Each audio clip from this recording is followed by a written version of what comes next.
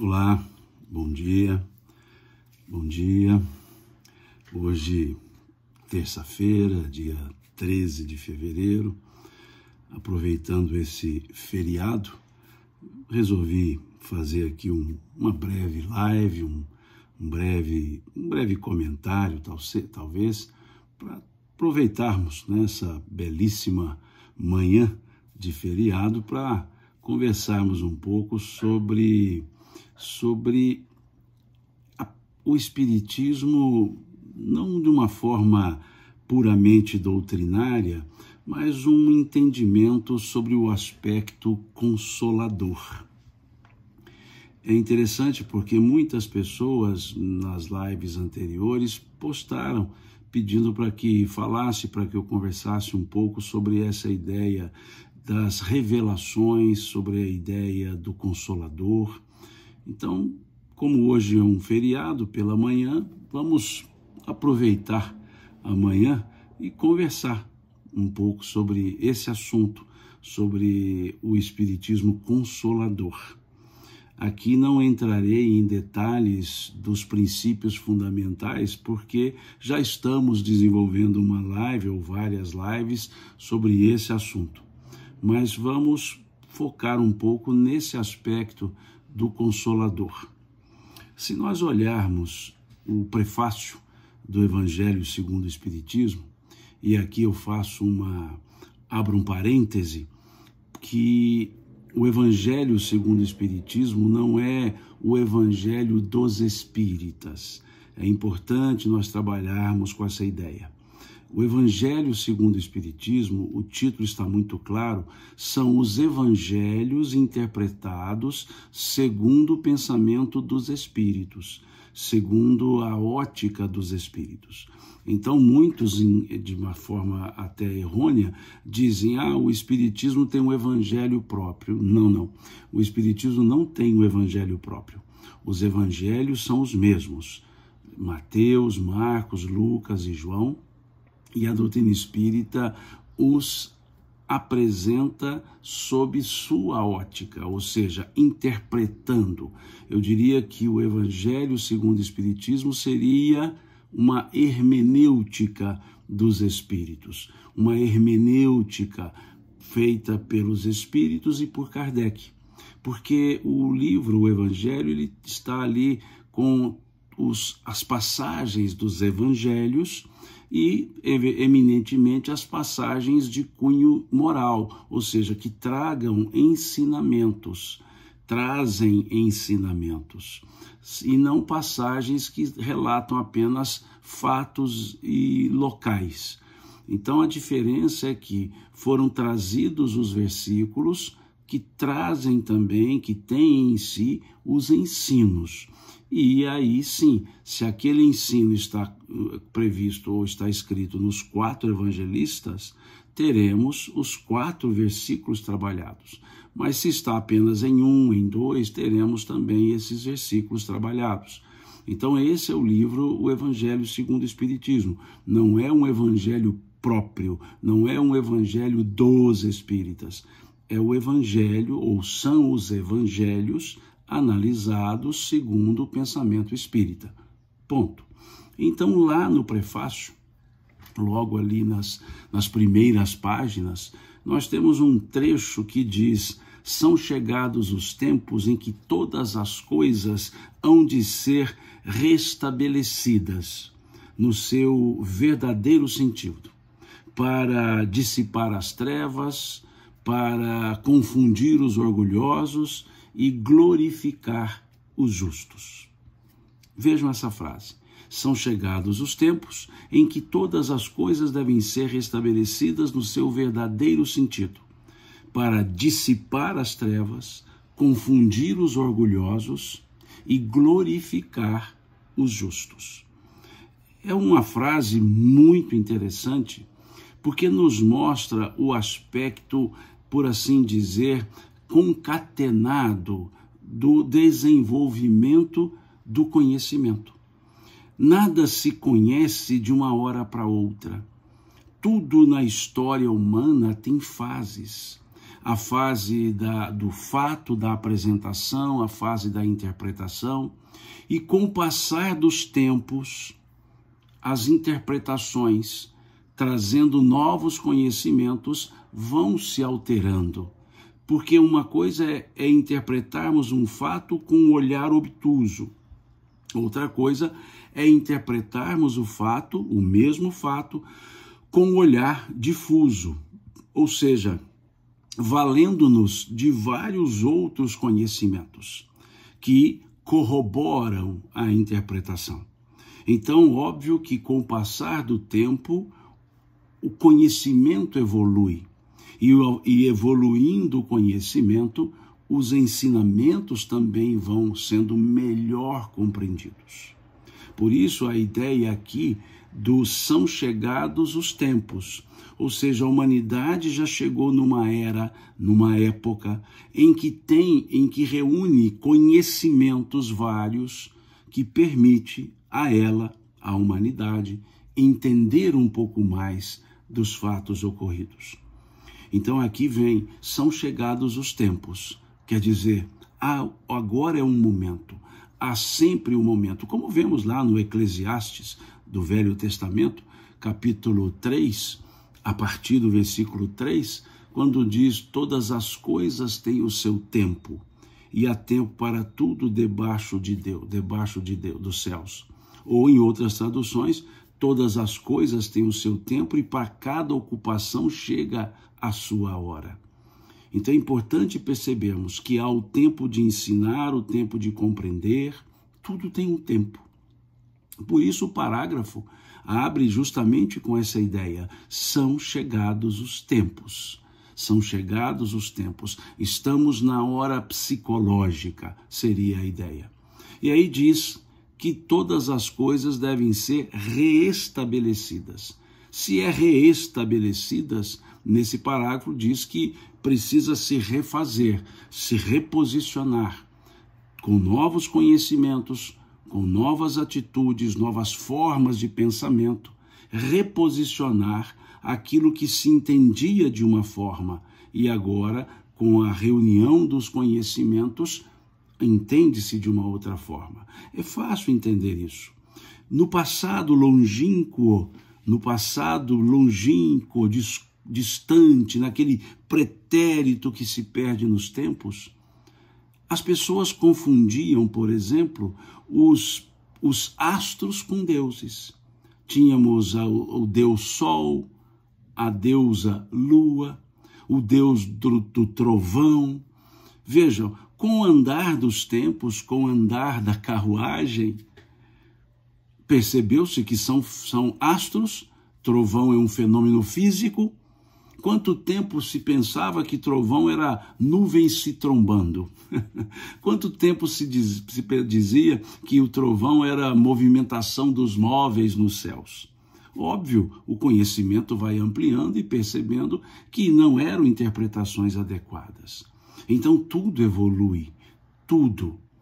O ensino, ele vai abrindo a cabeça, abrindo o raciocínio, abrindo a razão para melhor entender os fatos e o momento, os tempos. Então, muitas coisas precisam ser refeitas. Como Jesus disse certa vez, começando até mesmo o seu discurso, ele diz: eu não vim destruir a lei, mas dar-lhe o seu verdadeiro cumprimento. Vejamos essa frase do Cristo: eu não vim destruir a lei. Um conhecimento não é para destruir, é para melhor compreender. Então vem dizendo o Cristo: eu não vim destruir a lei, mas dar-lhe o seu verdadeiro cumprimento. Em outras palavras, estava dizendo restabelecer o verdadeiro entendimento, restabelecer a aplicabilidade da lei, o que significa que até o seu momento as pessoas não interpretavam corretamente a lei. Era preciso então que houvesse um restabelecimento daquilo que de fato a lei queria dizer. Então Jesus foi muito claro: eu não vim destruir a lei, mas dar-lhe o seu verdadeiro conhecimento, interpretação, aplicação, sua verdadeira aplicação. Então, é nesse sentido que esse prefácio chega, quando diz: são chegados os tempos em que todas as coisas devem ser restabelecidas no seu verdadeiro sentido. Restabelecidas no seu verdadeiro sentido. E aqui, quando diz todas as coisas, são todas as coisas, ou seja, o entendimento sobre a vida, o entendimento da realidade da vida, o entendimento da origem da vida, o entendimento do porquê da vida, o entendimento sobre nós, nossa existência, nossa origem, nossa destinação, o entendimento sobre as relações estabelecidas na vida, sobre a imortalidade e sobre diversos outros prismas. Por isso diz: hão de ser restabelecidas todas as coisas no seu verdadeiro sentido. Interpretar melhor. Como disse o Cristo lá atrás: eu vim para que todos tenham vida e a tenham em abundância. Por quê? Porque Ele vai nos trazer, ou Ele nos trouxe ensinamentos que nos permitem entender melhor a vida. Permite-nos viver melhor, viver de maneira melhor a própria vida. Por isso ele dizer, está lá no capítulo 10 do Evangelho de João, versículo 10, eu vim para que todos tenham vida e a tenham em abundância.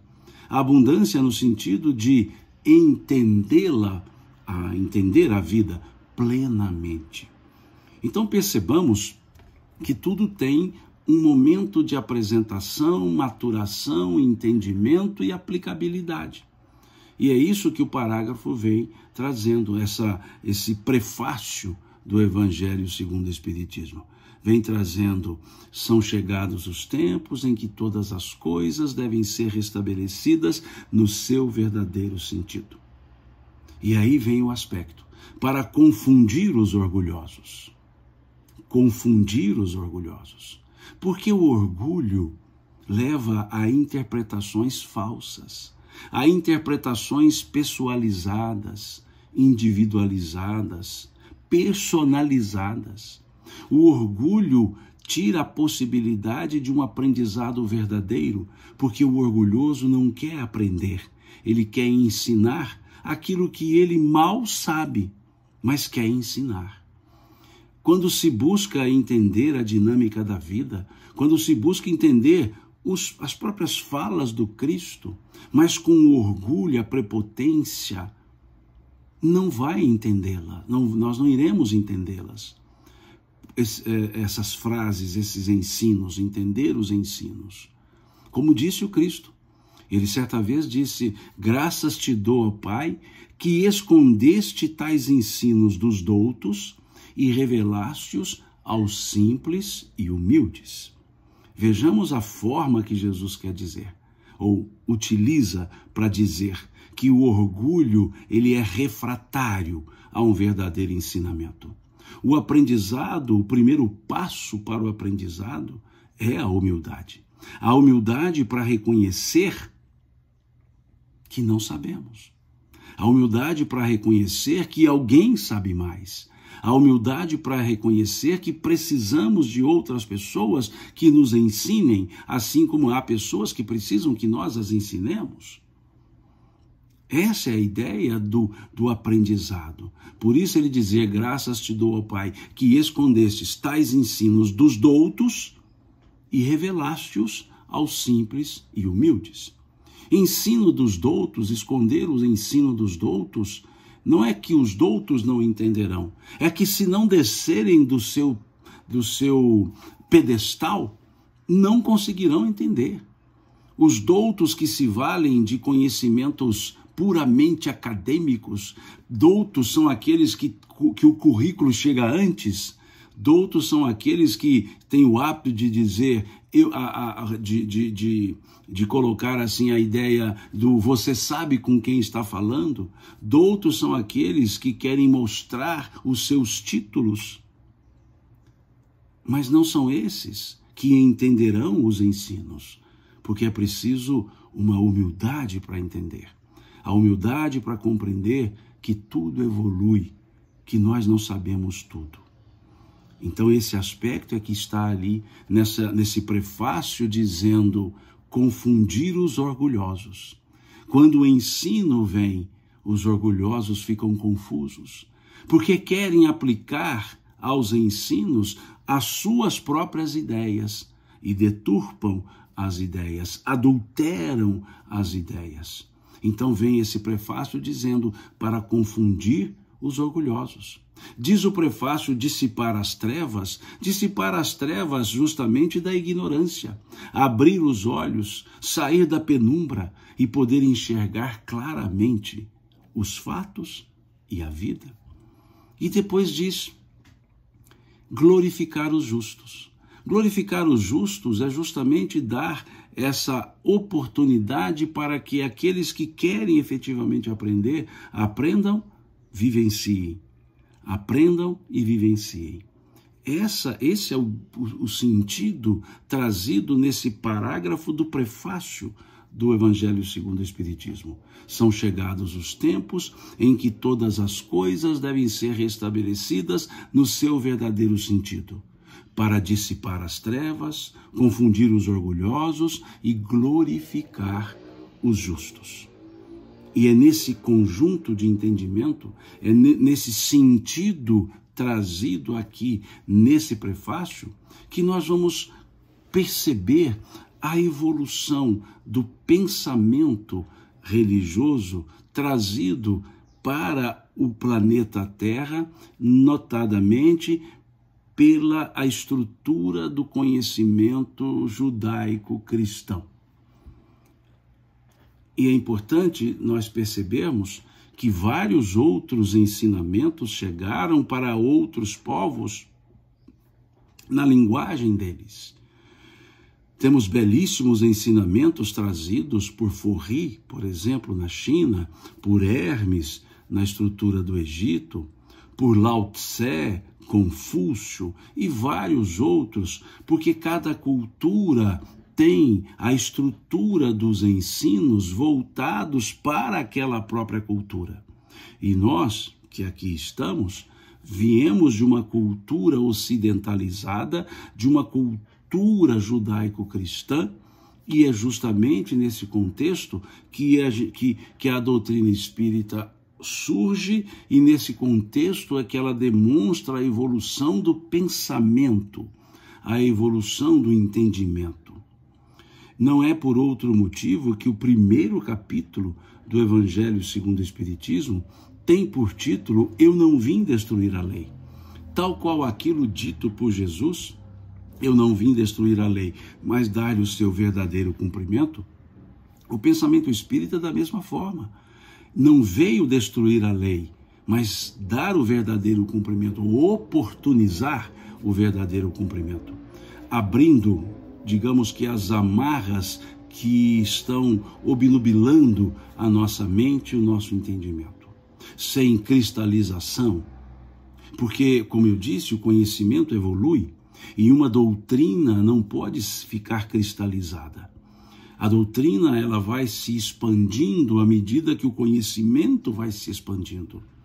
E Kardec observou bem isso quando lá no primeiro capítulo do livro A Gênese, ele colocou o caráter progressivo da doutrina espírita. E no primeiro capítulo também do Evangelho segundo o Espiritismo, quando ele fala da religião e da ciência, quando ele fala do progresso, e lá ele diz que o Espiritismo anda lado a lado com o progresso, e andando lado a lado com o progresso, ele jamais poderá ser ultrapassado, pois se ele estiver errado em um ponto, ele se modifica nesse ponto.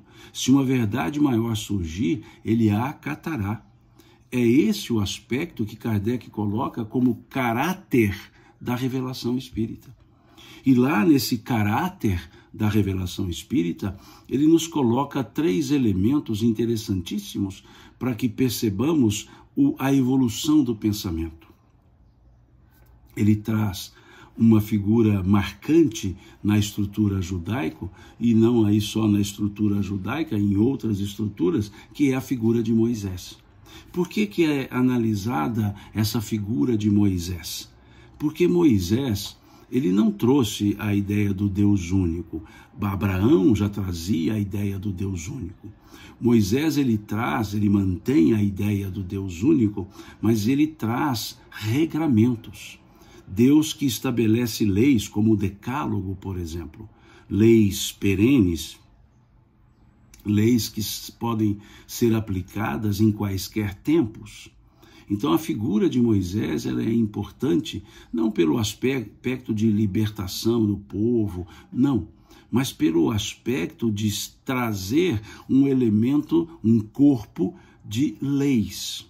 Até então, a ideia do Deus único, o El, trazida por Abraão e cultivada por toda essa genealogia abraâmica, ela não trazia outro elemento que não fosse a existência do Criador, do Senhor, que era, que era o termo adotado, Senhor. Não chamava Deus por Deus, chamava Senhor por Senhor, a palavra era Senhor, El.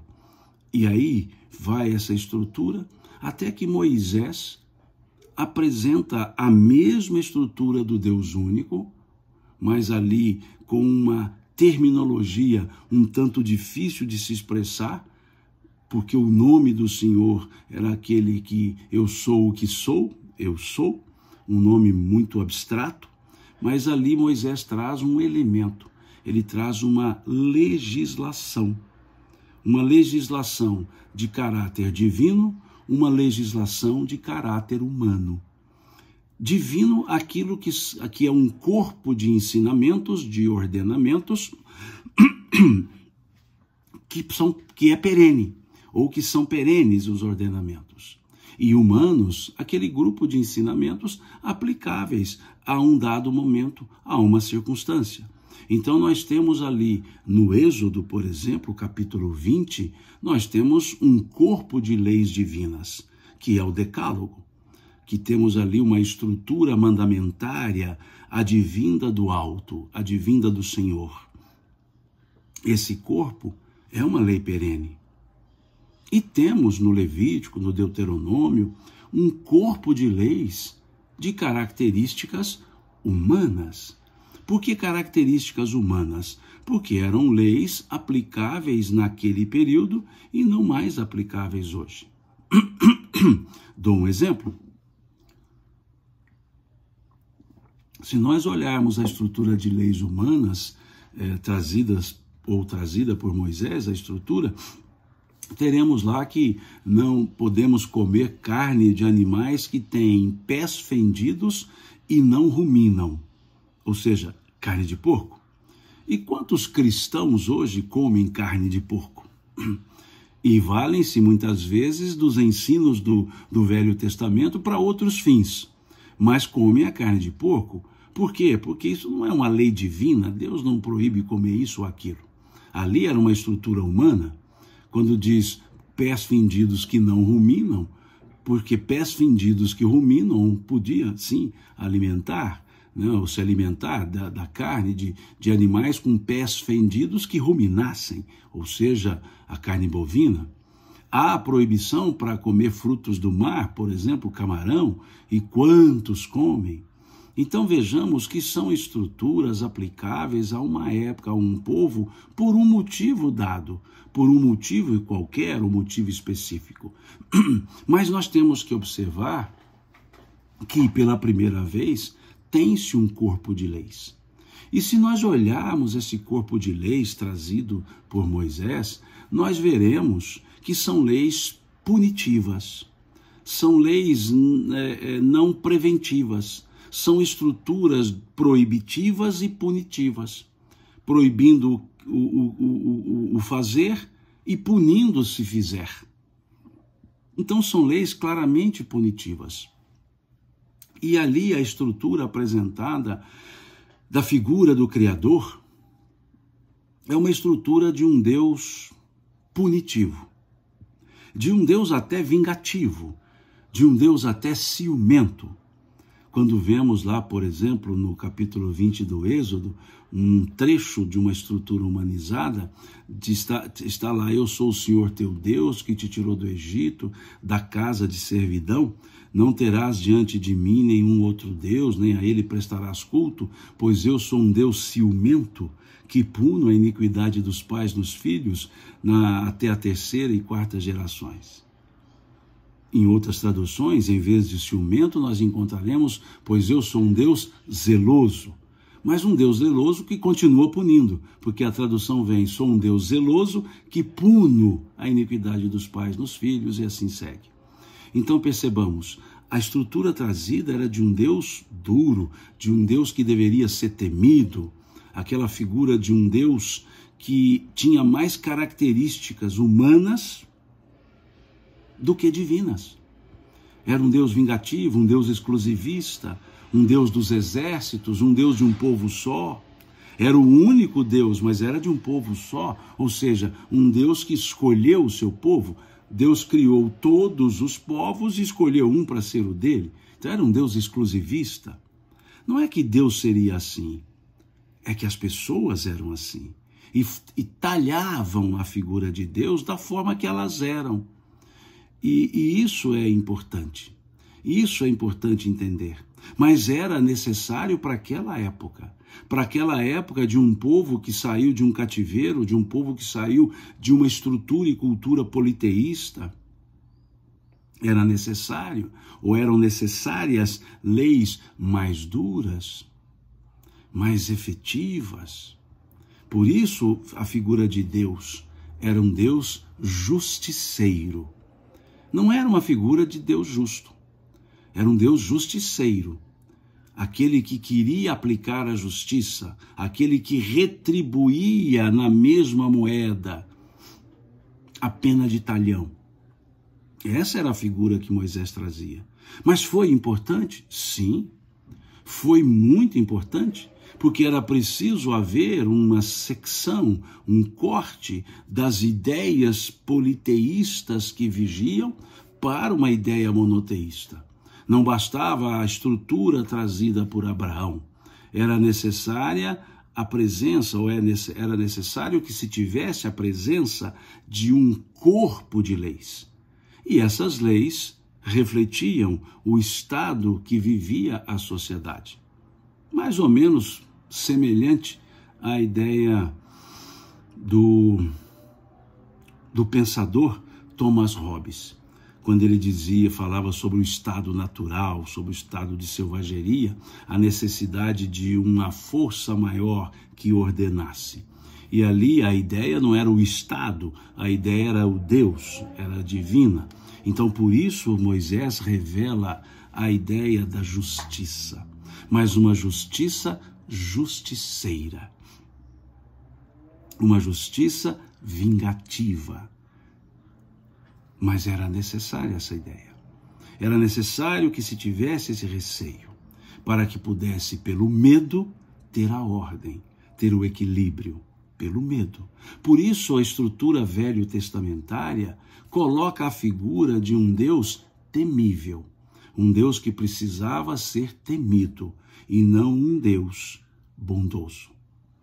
Passam-se os dias, os tempos, os séculos, e chega num segundo momento importantíssimo nessa cultura, que é o momento com a presença de Jesus.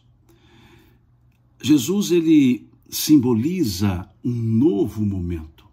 Ele simboliza um restabelecimento da lei.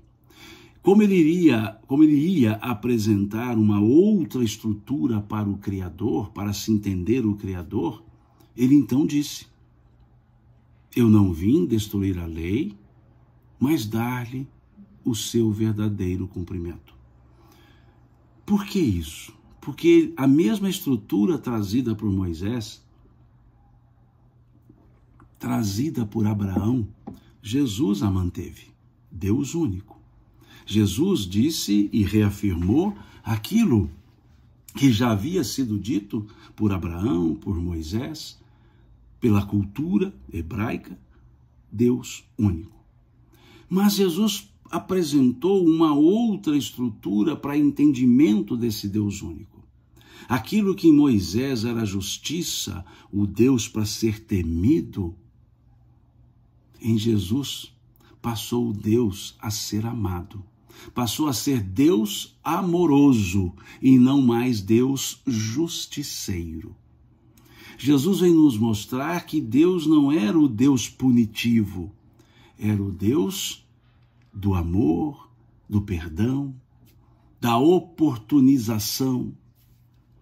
E é tanto isso que, quando conversando com as pessoas ali mais enrijecidas na lei, Jesus fala algo muito interessante. Ele diz assim: quem de vós, se vossos filhos vos pedirdes um pão, dará uma pedra? Quem de vós, se vossos filhos vos pedirdes um peixe, dará uma serpente? Se vós, que sois homens maus, fazem boas coisas aos vossos filhos, quanto mais não fará Deus aos seus, sendo Deus todo bondade? Vejam como Jesus foi mostrar Deus todo bondade, o Deus do perdão, o Deus que perdoa, o Deus que dá novas oportunidades para que possamos redirecionar nossos atos. Um Deus que não era mais exclusivista, era um Deus de todos. E a forma pela qual Jesus se referia a Deus, ou com a qual Jesus se referia a Deus, era diferente da forma que os antecedentes dele, os antecessores, desculpe-me, dele se referiam.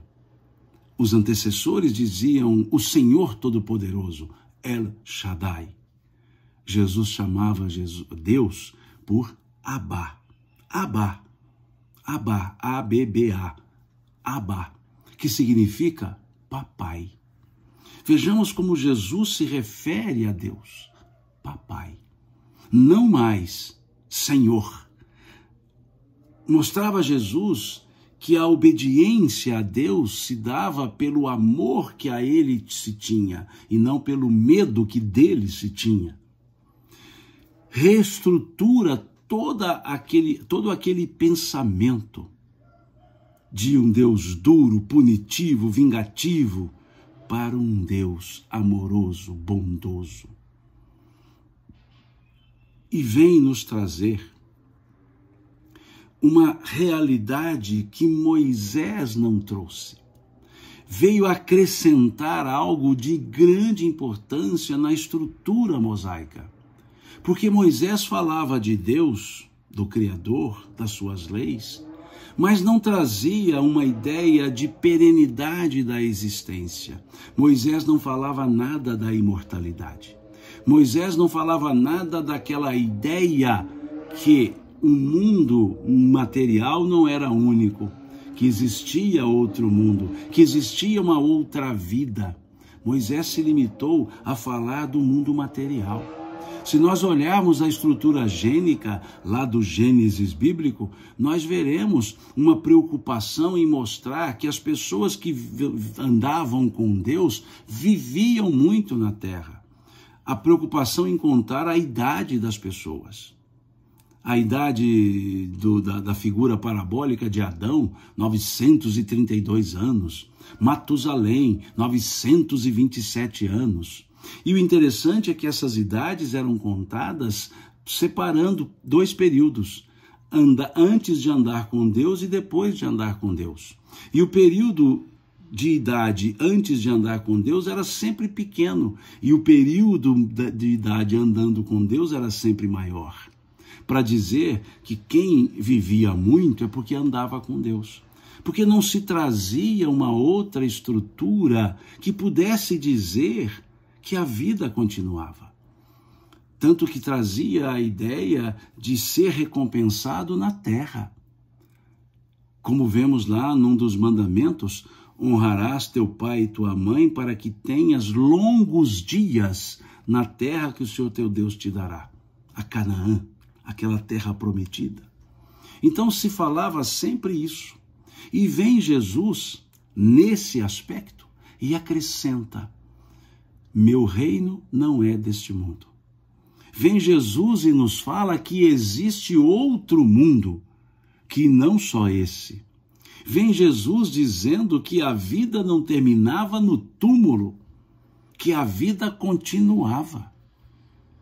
Vem Jesus mostrando pelos seus ensinos que esse outro mundo era consequência das ações praticadas nesse mundo. Vem Jesus nos dizendo que Deus era o Senhor dos dois mundos, o mundo material e o mundo espiritual, o mundo que ele chamava de outro mundo. Como ele disse, meu reino não é deste mundo. Como ele disse, na casa do meu pai há muitas moradas. Como ele disse, é necessário que eu vá primeiro para preparar-vos o lugar.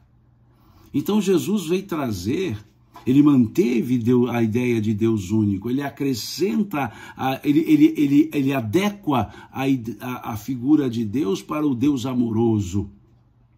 E ele acrescenta que existe outro mundo. Quando Jesus assim diz, dá sentido à vida. Dá sentido à vida porque mostra que há uma consequência, ou há uma sequência e há consequência nessa sequência. Mostra-nos então que quando ele falava das bem-aventuranças, elas se realizariam sim em momentos outros, em mundo outro, o mundo espiritual. Esse mundo que depois passaram a chamar de céu, tá? Mas Jesus veio trazer isso. E veio falar das inter-relações humanas pelo amor. Por isso ele diz, um novo mandamento eu vos dou, que vos ameis uns aos outros, como eu vos tenho amado.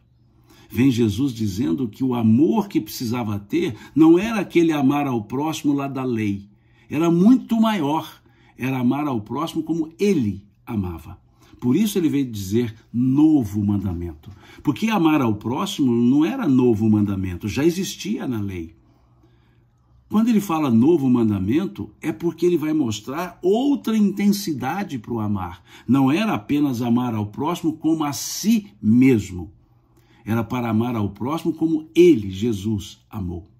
Por isso ele havia dito, um novo mandamento eu vos dou. Que vos ameis uns aos outros como eu vos tenho amado.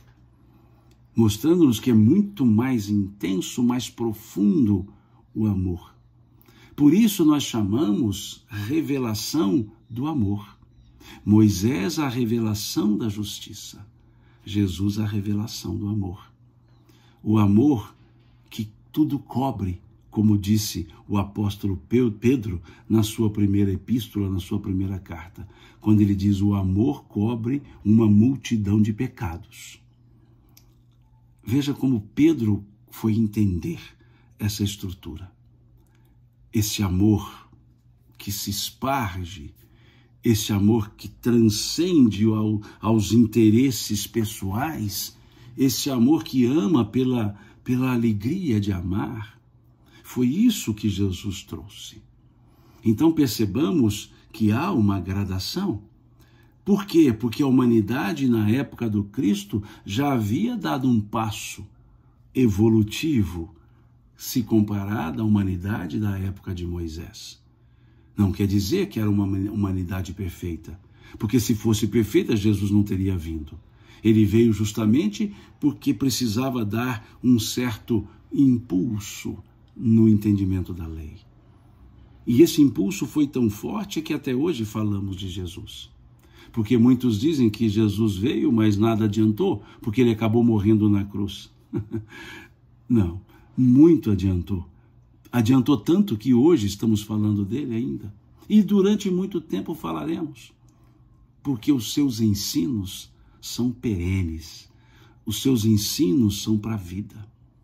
Os seus ensinos são para chamar-nos a atenção para a convivência bondosa, para as inter-relações efetivas, as inter-relações pessoais.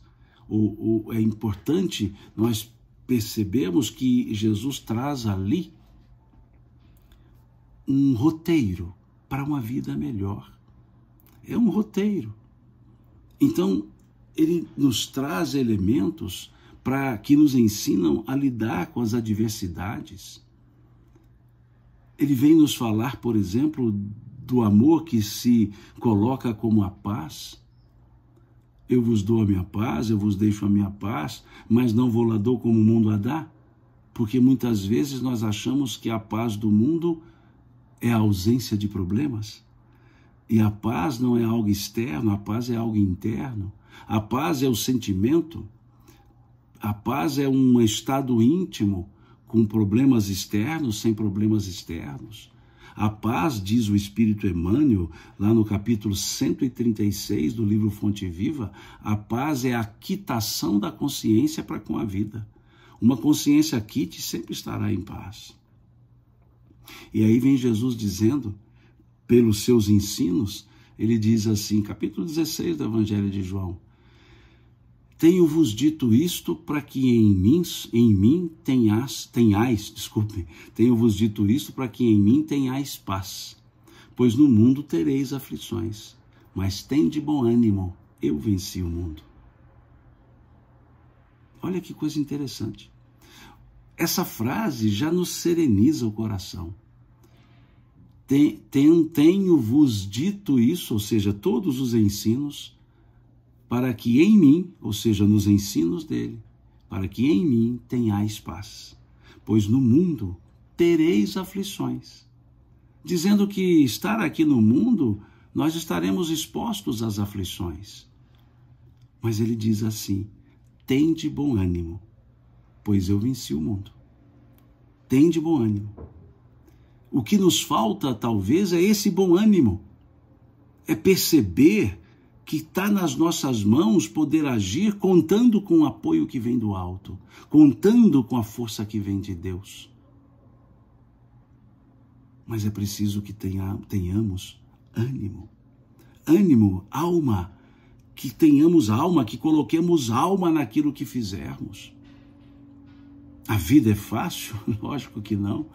Somos seres no mundo de provas e expiações.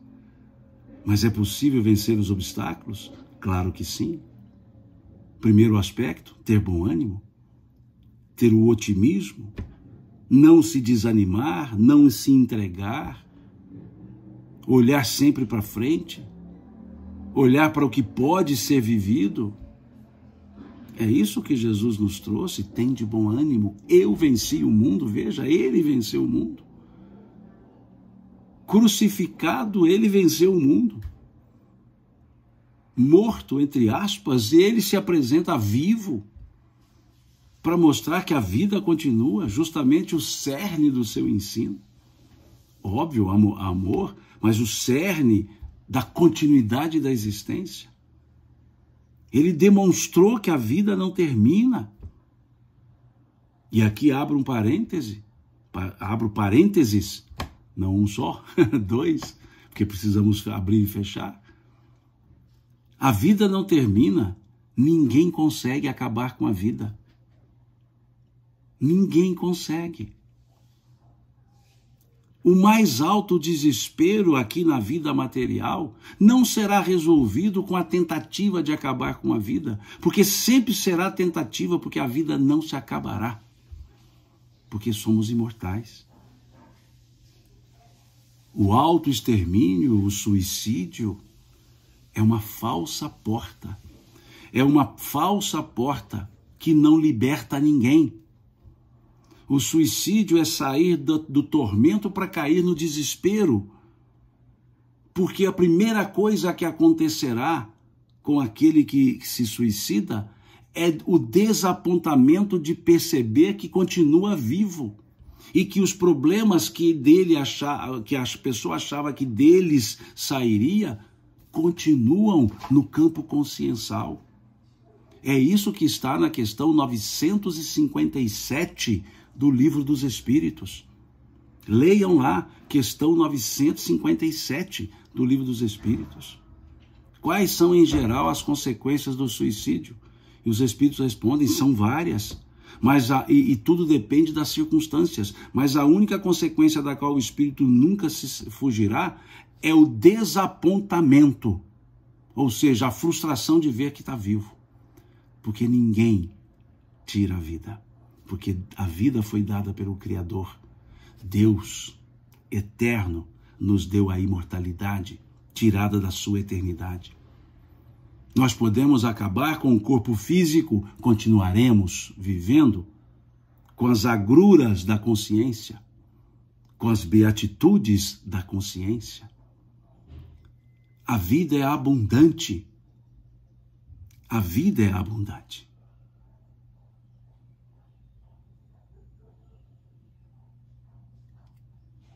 É importante percebermos isso.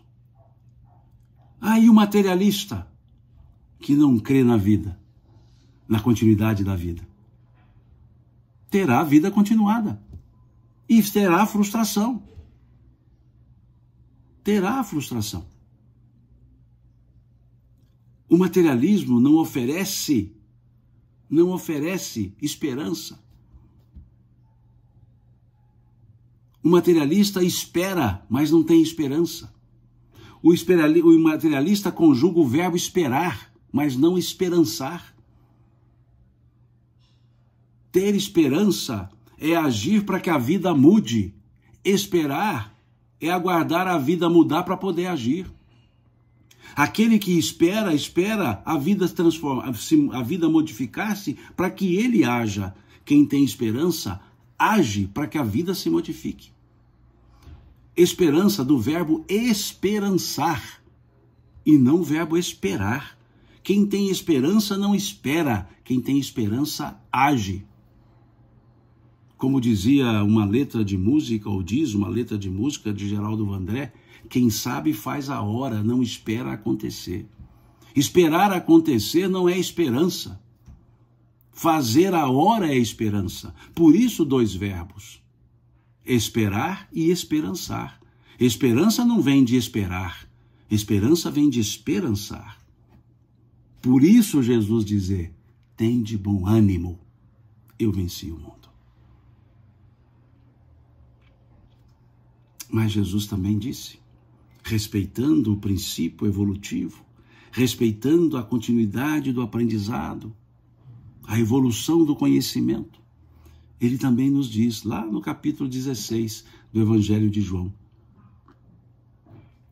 muitas coisas eu ainda vos tenho que dizer, mas vós não podeis suportá-las agora. O que quer dizer essa frase de Jesus? Muitas coisas eu ainda vos tenho que dizer, mas vós não podeis suportá-las agora. Agora.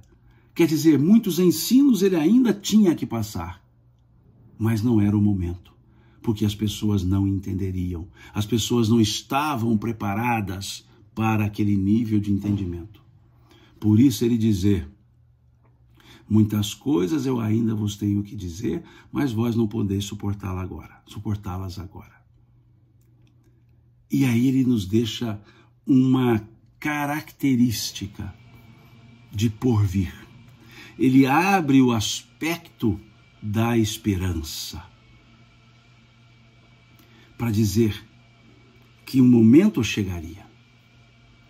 Essa revelação do amor, essa revelação da existência de um outro mundo, seria desenvolvida depois. Não é complementada, desenvolvida essa ideia.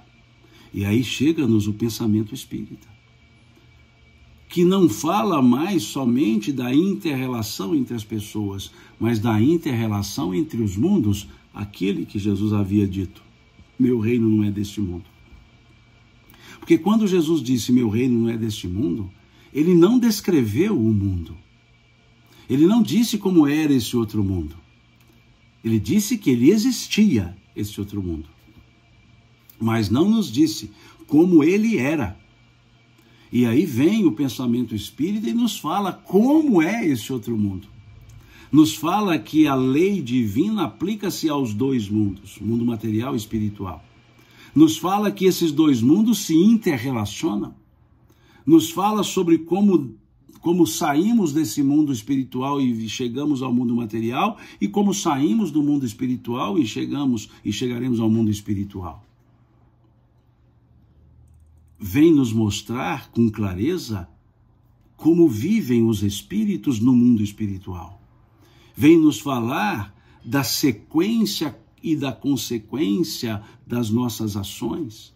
Vem nos falar que a morte não é o fim. Vem demonstrar que a morte não é o fim.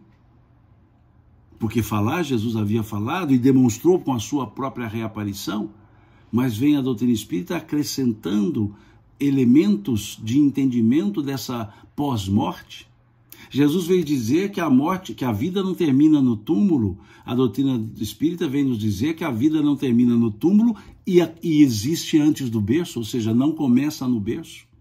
Que a vida não é o interregno entre berço e túmulo. Isso é existência. Que a vida existia antes do berço e continuará a existir depois do túmulo. Então vem dar o verdadeiro cumprimento desses ensinos, sem amarras teológicas. Eu insisto nisso, amarras teológicas, porque a teologia é um aquário dentro de um oceano, que coloca-nos dentro do aquário, enxergando o oceano, mas não conseguimos nadar senão dentro do aquário. A doutrina espírita veio tirar o oceano? Não, veio tirar o aquário, para que pudéssemos navegar e nadar no oceano todo. A teologia é uma vitrine de vidro transparente que nos permite enxergar além, mas não viver além. Imaginemos então essa imagem, fitemos essa imagem, um aquário de vidro com peixes dentro do aquário e esse aquário dentro do oceano. Os peixes nadam dentro do aquário, enxergando um oceano imenso para nadar, mas travados pelas paredes do aquário. A doutrina espírita veio justamente liberar essas paredes, veio tirar essas paredes para que nademos no oceano todo. Por isso é chamada a revelação da verdade. Da verdade. E a verdade, ela se descortina com o andar dos tempos. A verdade não é única, acabada. A verdade, ela é única, mas ela é apresentada parte a parte. Por isso chamamos de revelação. Vai se revelando parte a parte.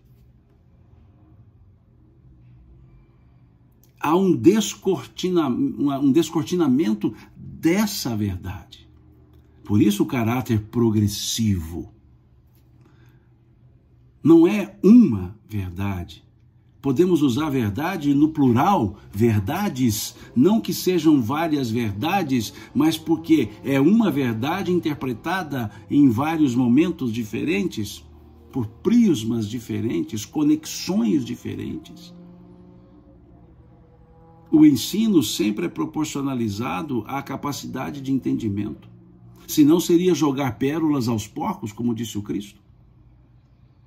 Então vem a ideia espírita para nos manter na figura do Deus único, do Deus cujas leis são amorosas, justas, de um Deus que é soberanamente justo e bom, eterno, imutável, onipresente, onisciente. Essa estrutura de um Deus inteligência suprema, de um Deus causa causal, causa primária de tudo, que tem suas leis e nos deu a liberdade de agir. Um dia poderemos falar só sobre o livre-arbítrio, mas pensemos na ideia do livre-arbítrio, pelo menos en passant. O que é o livre-arbítrio? O livre-arbítrio é a maior demonstração de amor e desapego que nós temos na vida. Pois um ser onipotente, Deus, um ser onipotente abre mão da onipotência para deixar que hajamos segundo nossa consciência. Vejam o que é o livre-arbítrio. O livre-arbítrio é a abertura de Deus. O livre-arbítrio é a flexibilização por Deus da sua onipotência. Um Deus que pode tudo controlar, deu a liberdade para o ser que ele criou controlar a si mesmo. Isso é o livre-arbítrio. O livre-arbítrio é o desprendimento divino da sua própria onipotência. Vejam que coisa belíssima. Veja, só pode ser divino o livre-arbítrio. A onipotência abrindo mão da sua força. A onipotência cedendo o espaço para que possamos nós mesmos decidir os nossos rumos dentro das leis de Deus. Isso é o livre-arbítrio. Quando eu fico pensando, raciocinando sobre essas questões e entro para o livre-arbítrio, eu olho para o Criador com aquele olhar de uma reverência e gratidão profundas, porque Ele podia cercear-me com a sua onipotência, mas Ele deixou que eu escolhesse as minhas ações. Isso é divino. Isso é divino. E aí vem então esse pensamento espírita, trazendo-nos a verdade que a vida continua, a verdade que a vida não começa no berço, a verdade que Deus nos oportuniza sempre as condições para que refaçamos as nossas ações, que nos oportuniza estar na terra para que aqui ajustemo-nos com as pessoas e conosco pelo processo reencarnatório.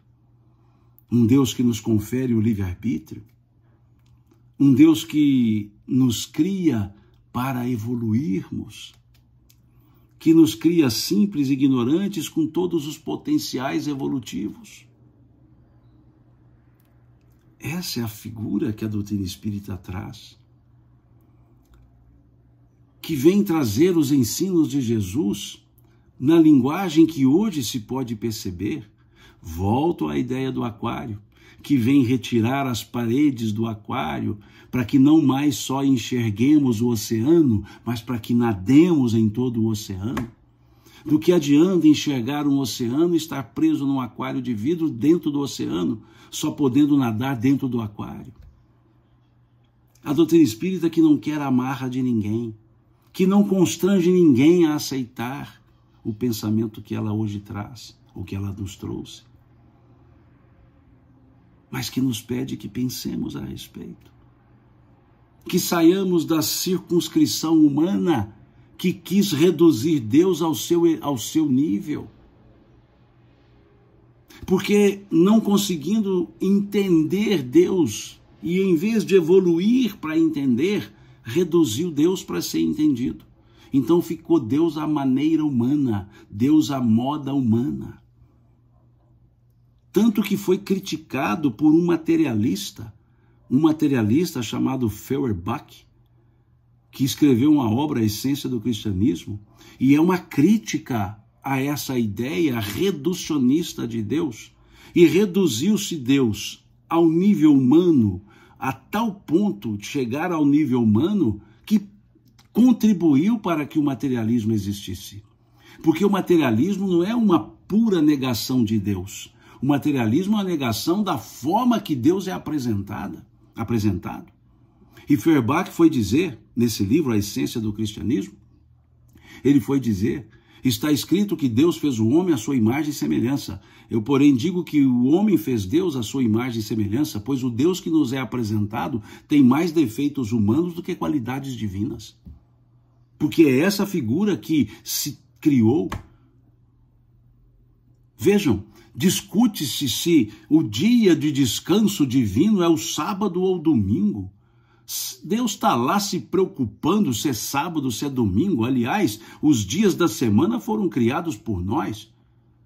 Demos um nome para eles, mas Deus descansou no sétimo dia. Agora, o sétimo dia é qual? O sétimo é o domingo ou é o sábado? Não, o domingo é o primeiro, tá? Na estrutura gregoriana e em outras estruturas. E em outras estruturas que não se tem essa ideia de domingo, segunda, terça, quarta, quinta, sexta, sábado. em outras culturas, outros países, outros povos que não se tem isso. E as pessoas ficam digladiando. Eu fico vendo aqui algumas vezes no TikTok, porque eu também sigo ali, tem lá minha página do TikTok, lá, porque eu gosto de ver coisas interessantes. E a página do TikTok, o pessoal fala, é muito ruim. Não, depende. Porque o TikTok ele te devolve aquilo que você busca. Então, nas minhas páginas, eu tenho muitos assuntos lá de grande importância, assuntos teológicos, assuntos religiosos, assuntos científicos, porque eu busco isso ali. Mas lá eu vejo discussões homéricas, dizendo, não, o dia do Senhor é sábado, não, o dia do Senhor é domingo. E enquanto ficam discutindo se é sábado ou se é domingo, deixam de fazer o bem em qualquer dos dias. Deus está lá preocupado com que dia você vai adorá-lo? Jesus disse claramente à mulher samaritana, chegará o dia em que não mais adorareis ao meu Pai no templo ou no monte, pois Deus é Espírito e importa que os que o adoram, o adorem em Espírito e verdade. E as pessoas ficam se digladiando para decidir qual dia é o dia do Senhor, se é o Shabá, se é o domingo. É isso que a teologia oferece? Que consolo vai vir? Se eu quiser ficar na segunda, que seja a segunda, se for na quarta, que seja na quarta. Interessa que eu eleve o meu pensamento ao Criador, que eu tenha os seus ensinos nas minhas ações. Do que adianta me prostrar em um dia se os outros 6 eu vivo como se Deus não existisse? Do que adianta adorar a Deus, crer em Deus, reservar um dia para Deus, se os outros 6 eu vivo como se Deus não existisse? E eu fico vendo essas discussões, por isso eu chamo de aquário dentro do oceano. E quem estabelece isso? É Deus? Não, as pessoas. As pessoas que se dizem representantes do Criador. Cada um de nós é representante do Criador. Salmo 82, versículo 6, eu disse, vós sois deuses. Jesus, capítulo 10 do Evangelho de João, o salmista não disse, sois deuses. Todos nós temos o potencial divino, basta que vivamos segundo esse potencial divino. Agora ficar discutindo se é sábado, se é domingo, ficar discutindo se Jesus nasceu em Belém, Nazaré, se Jesus tinha irmãos, não tinha irmãos. Para quê? Isso é só para conhecimento, isso não é sabedoria. É por isso que a doutrina espírita vem na ideia de tirar essas paredes do aquário e falar, olha, está aí o oceano, nade, viva. Essa é a ideia trazida. Esse consolador prometido por Jesus, que não seria uma pessoa, porque ele estabelece algumas características, salvo engano, 8 características para esse consolador, lá nos capítulos 14, 15 e 16 do Evangelho de João, dizendo que seria outro consolador, e vos enviará outro consolador, versículo 16 do capítulo 14 de João, para que fique conosco para sempre, perenidade. Pessoas não são perenes aqui na terra, são perenes em termos de espírito. Mas aqui vem, no versículo 16, Jesus dizendo que esse consolador seria um outro e seria para sempre. No mesmo capítulo 14, versículo 26, temos lá dizendo que esse consolador ensinará as coisas, que esse consolador fará lembrar o que Jesus havia dito. Se olharmos o versículo 26 do capítulo 15 de João, também veremos que esse consolador dará testemunhos, testificará, diz lá o texto. Se olharmos o versículo 13 do capítulo 16 do Evangelho de João, dirá que esse consolador guiará na verdade, que esse consolador anunciará o que há de vir. E se olharmos o versículo 14 desse capítulo 16, nós veremos que esse consolador glorificará o alto. Então são 8 características, salvo engano, que mostram que esse consolador não é pessoa, que esse consolador não é uma pessoa que será referência, Que esse Consolador não foi uma iluminação trazida num dado momento. Ah, o Consolador veio no Pentecostes. Tá, o Pentecostes fez o quê? O Pentecostes ficou para sempre? O Pentecostes ensinou alguma coisa? O Pentecostes fez lembrar algum ensino de Jesus? O Pentecostes testificou sobre Deus? O Pentecostes guiou? O Pentecostes anunciou? O Pentecostes glorificou? Não, porque essas são as características do Consolador. Leiam lá, do capítulo 14 até o capítulo 16 de João. Então não é povo. Consolador não é um povo. Povo se modifica. O Consolador é esse conjunto de ideias, de ensinos. É esse momento em que abrimos o pensamento e vem-nos uma mensagem que permanecerá, uma mensagem que nos faz lembrar os ensinos do Cristo, uma mensagem que ensina outras coisas também. Não é ensinar outras coisas diferentes do que Jesus ensinou, é ensinar outras coisas que ainda não foram ensinadas. Como disse o Cristo, já falei aqui, muitas coisas vos tenho que dizer, mas vós não podeis suportá-las agora. Ah, mas depois no Pentecostes ele disse nada. Leiam lá, vejam lá, capítulo 2, 3 do Atos dos Apóstolos. É um momento, sim, iluminativo, sem dúvida. É um momento de grande inspiração, da presença espiritual ali entre eles, sim. Podemos, alguns preferem chamar de Espírito Santo, sim, que seja. Mas é um momento de iluminação para um grupo determinado. E o Consolador não veio para um grupo determinado, para todos. E vejamos que, depois de alguns dias que Jesus havia dito que não podia dizer tudo porque não entenderiam, as pessoas já estavam preparadas para entender. Um ensino que era circunscrito àquelas pessoas e hoje é um ensino mundial. Um Consolador que viria só para aquelas pessoas ou para o mundo. E é justamente hoje que essas ideias estão no mundo. Pelo cristianismo, por outras escolas religiosas, também. Belíssimos ensinos na estrutura judaica, na estrutura islâmica, na estrutura budista, na estrutura hinduísta. Todas têm belos ensinos, cada uma dirigida a um grupo cultural. O cristianismo,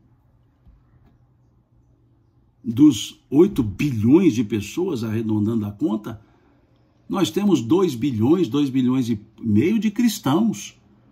Cristãos, não me refiro a uma religião só, uma escola religiosa só, mas a religião cristianismo. 2 bilhões e alguma coisa. E os outros 6 bilhões, 5 bilhões e alguma coisa? Seguem outras ideias religiosas que conduzem também ao Criador, porque o Consolador é um só. Ou seja, são esses ensinos salpicados. E a doutrina espírita congrega esses ensinos e os apresenta de uma maneira livre de amarras. A começar que o espiritismo não tem um dono, o espiritismo não tem uma autoridade eclesiástica. Quem é o dono do espiritismo? Ninguém. A própria palavra espiritismo, doutrina dos espíritos, sufixo ismo, radical espírito, ou seja, próprio do espírito. Kardec falou sobre isso, lá no compêndio chamado Obras Póstumas, em que há diversos artigos escritos por Kardec que foram compendiados.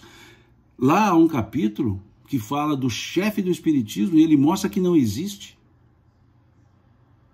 Então vejamos, não há uma pessoa, o espiritismo não é uma pessoa, ele é um corpo doutrinário que nos traz consolo, que nos relembra os ensinos do Cristo e por serem ensinamentos ficarão para sempre. Trouxe novos ensinos sem distanciar-se dos ensinos do Cristo, testifica da mensagem do Cristo, guia-nos no entendimento da vida, anuncia os elementos do porvir, Leiamos o livro 4 do Livro dos Espíritos, das Esperanças e Consolações, das questões 920 a 1019, das Esperanças e Consolações, o livro 4, questões 920 a 1019. Leiamos, que verificaremos esse anúncio do porvir, essa glorificação do Criador, mas tudo dentro de uma razoabilidade, de uma racionalidade.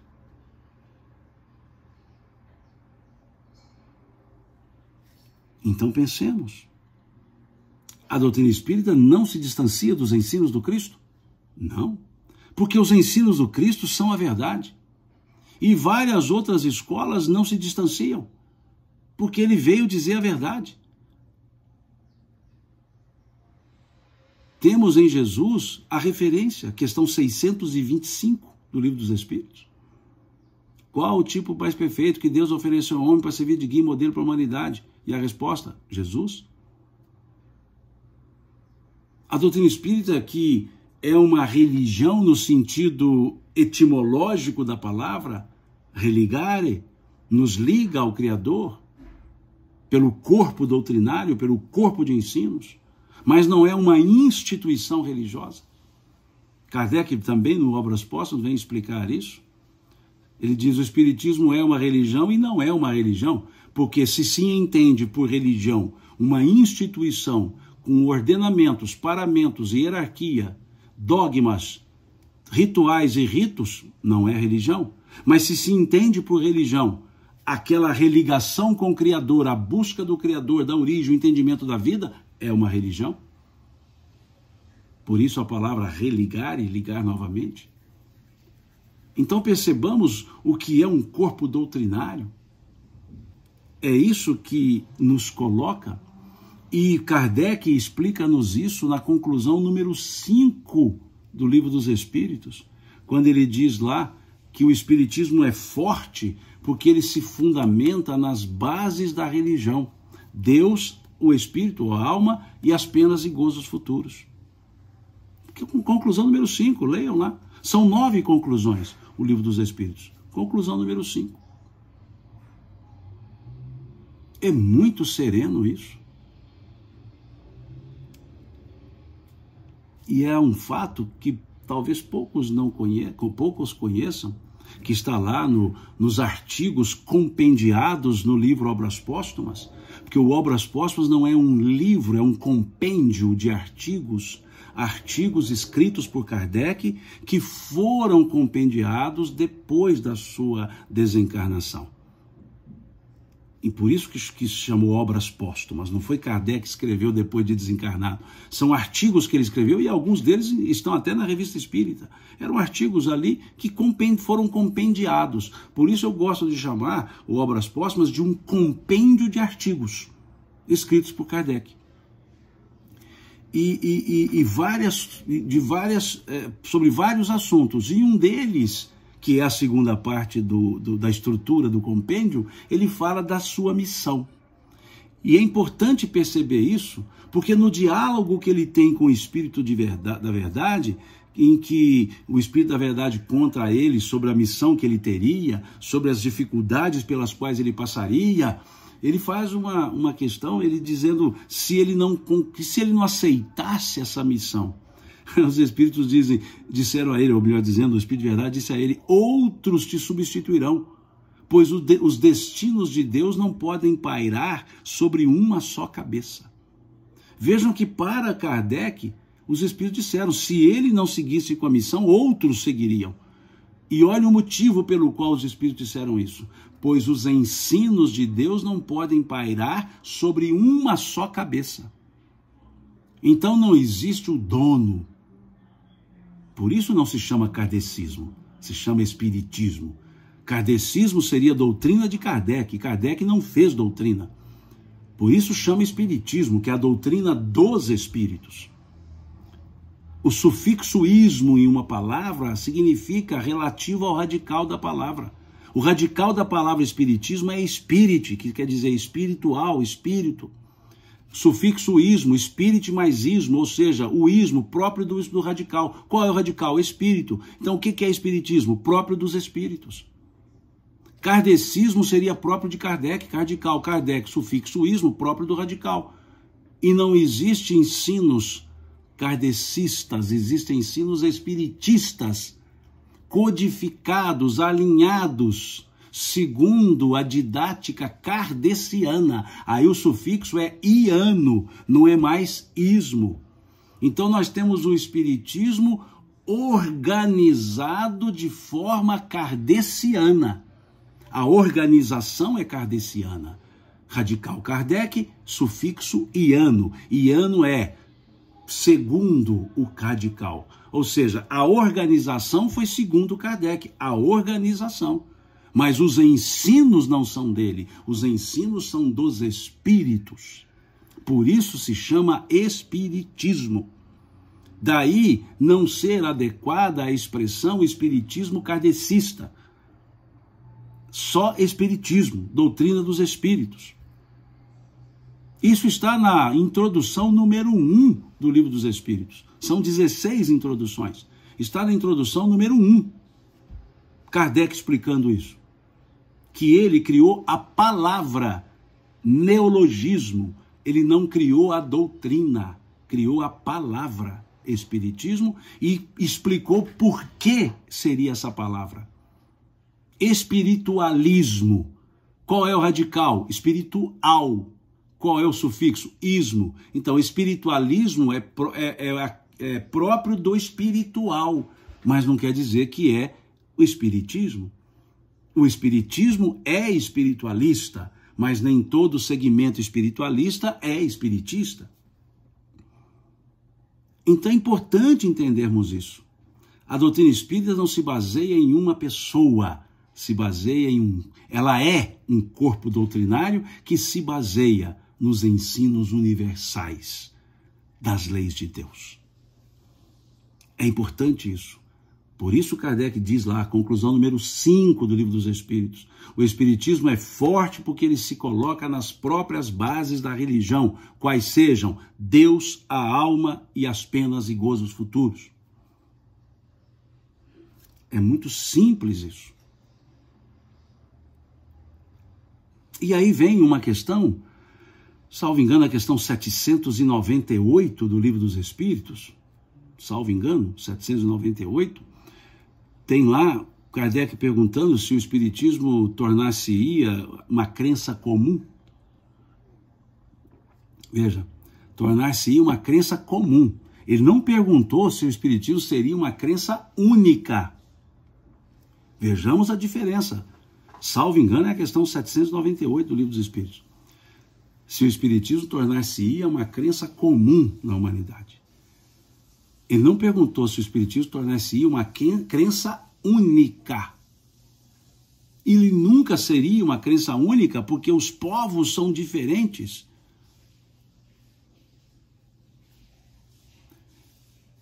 Crença comum quer dizer crença que possa ser compartilhada. Quando nós dizemos isso é comum, ou seja, isso é natural.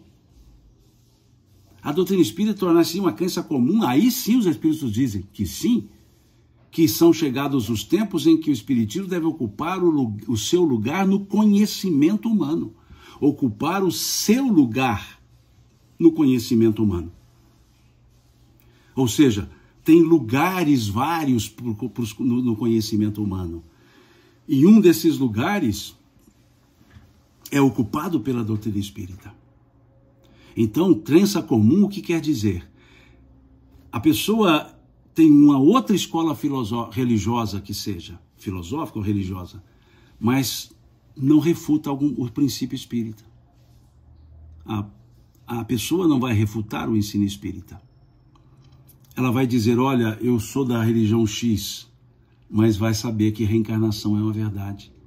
Vai saber que a comunicabilidade dos espíritos é uma verdade, mas não vai deixar de seguir os elementos outros. E esses vão sendo ajustados. Crença comum, aquilo que permeia. E se nós observarmos, permeia sim. Vejam quando se trata de assuntos do mundo espiritual, quantas pessoas se interessam? De quantas religiões? Quantas pessoas de religiões outras, dogmáticas, quando falam em assuntos espirituais, ficam ali atentas? Mesmo que na estrutura da sua religião não contemple, mas há algo que diz que aquilo é verdadeiro, tem sentido.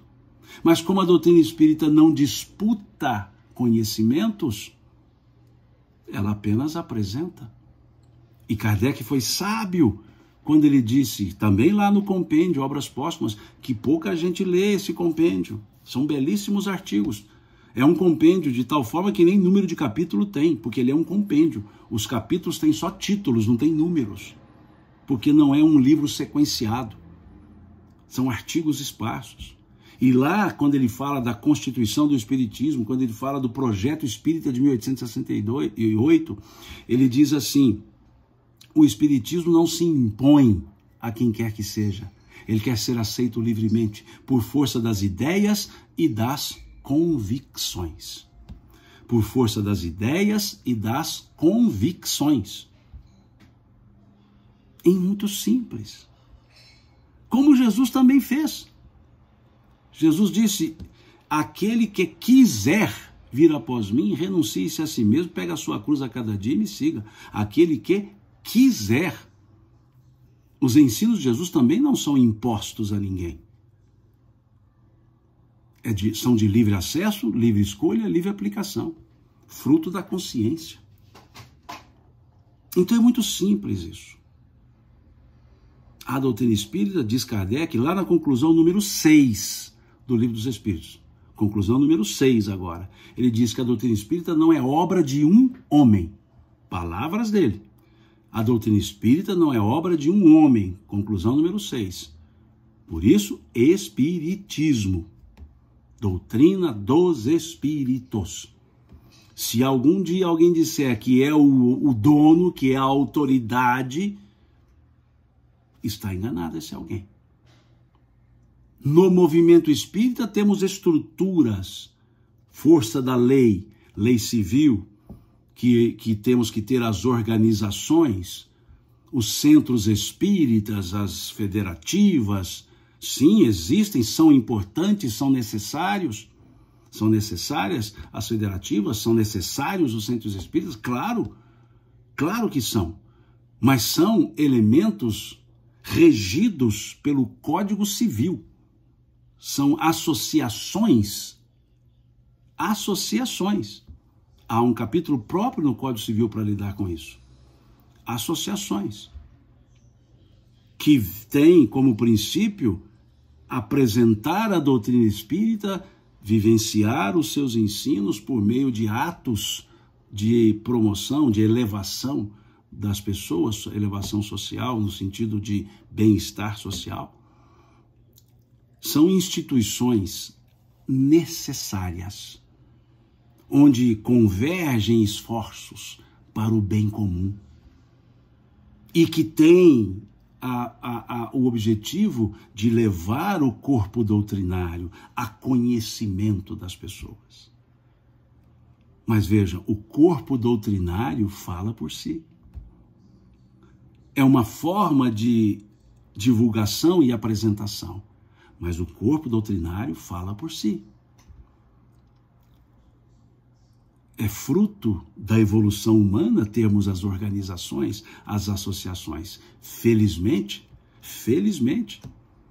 porque senão teríamos cada pessoa divulgando de um jeito. Então, são importantíssimos os centros espíritas, as federativas espíritas, são muito importantes.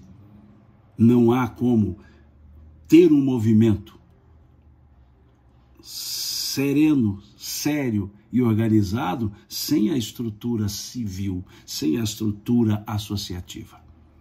Importantíssima. Mas a doutrina espírita é um corpo que fala por si só. É isso. Me alonguei aqui mais de 1 hora conversando, eu ouvi aqui alguém ponderando aqui no Instagram, qual é o tema de hoje? Não faço a mínima ideia qual era o tema. Eu não pus tema aqui, eu vi apenas falar sobre a revelação espírita, sobre o espiritismo, sobre o Consolador. Foram assuntos esparsos que aqui colocamos. Não tem um título pré-determinado para isso. Tive uma vontade de conversar e aqui conversamos. Tá? Não pude ler todos os comentários, dado o volume que foi colocado e a velocidade com que passaram aqui no Instagram, não pude ver. Mas é isso, né? Mais um bate-papo, como eu disse no início, aproveitando o feriado, né, dessa terça-feira, por que não um bate-papo com vocês? Muito obrigado pela paciência, pela presença de vocês. E seguimos, né, todos os domingos, pelo menos mais 2 ou 3 domingos, com o nosso estudo dos princípios fundamentais da doutrina espírita. No próximo estudo, nós falaremos, que é domingo, 9 horas da manhã, aqui no Instagram e também no YouTube, falaremos sobre a reencarnação, que é um dos princípios fundamentais da doutrina espírita. Depois falaremos sobre a evolução e livre-arbítrio. Então temos mais 2 domingos para encerrarmos esse ciclo de estudos sobre os princípios fundamentais da doutrina espírita. Fica aqui o convite para quem quiser estar conosco próximo domingo, às 9 da manhã. Fiquem com Deus, bom feriado a todos, boa semana aí para todo mundo, que Deus nos abençoe e pela paciência de vocês, Deus lhes pague.